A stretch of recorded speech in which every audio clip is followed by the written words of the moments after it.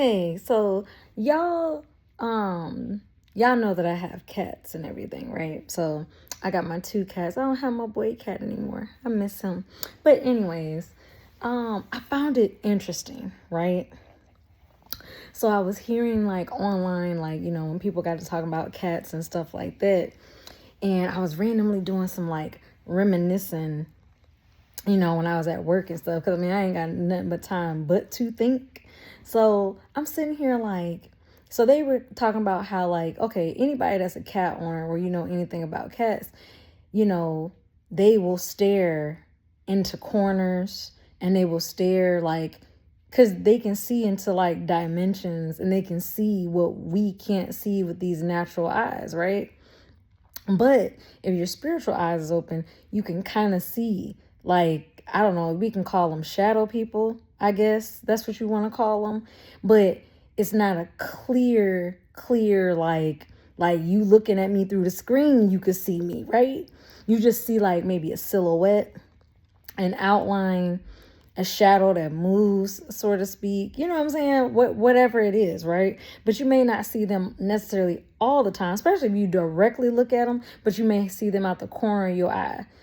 You know what I'm talking about? Or have you ever experienced that? Anyways, oh, I can't wait to get my hair done. Whew. I've gone longer than necessary, but that's okay. It's all right. But I found it interesting that like if there are portals opened in your home, the cats, when they go and pee in that particular area, and that ammonia like smell that you smell, that's them closing a portal.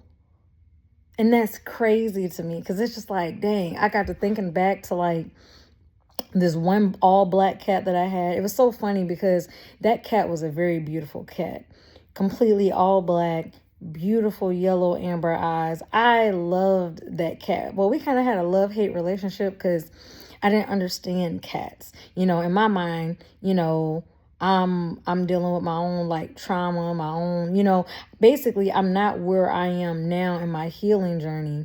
But even then, I was slowly finding my way through the dark. You know what I'm saying? And I remember that cat, he was very, very protective of me.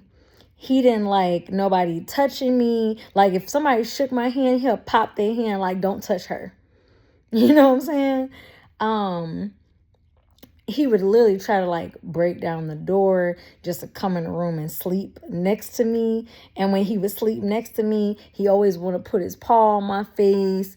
And he would get so frustrated sometimes because like I'll turn the other way and he'll get mad and he'll jump over me and he'll come and lay and put his paw back on my face. But it's like he's taking my air. So that's why I was like turning. He got so mad at me and popped me in my head. Cats are funny as shit. Oh, but this dude, like, he was doing, he would piss in areas and just do stuff. And so, me not understanding cats other than, okay, this is a four-legged creature. I'm feeding you, giving you water, cleaning your litter box, taking you to the vet, playing with you. What more is there, right? But obviously that was being unconscious me. Being more conscious and aware, I just find it interesting because I know I used to kind of get, a little irritated like when I just moved into my place now. My cat, she kept kind of going in the corners of like my room.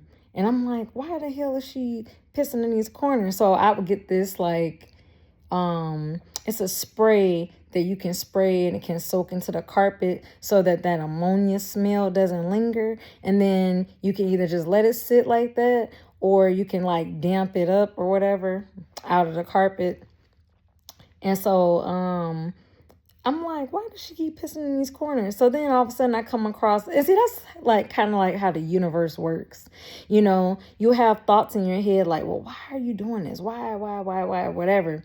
And then all of a sudden the answers will pop up via like the internet, social media. Maybe somebody randomly will tell you or talk about a situation that you can relate to. And then you're thinking to yourself like, oh, that makes sense. Like somehow the answer is going to come to you when you seek or you ask for the answer. I just find that interesting, like how, like the Egyptians knew how spiritual and powerful cats are. They knew this. And that's why cats were like highly revered. Um, but one thing that I could say is I can tell when something's up because like, one cat will be like by my door and then the other one will be like by the window or something.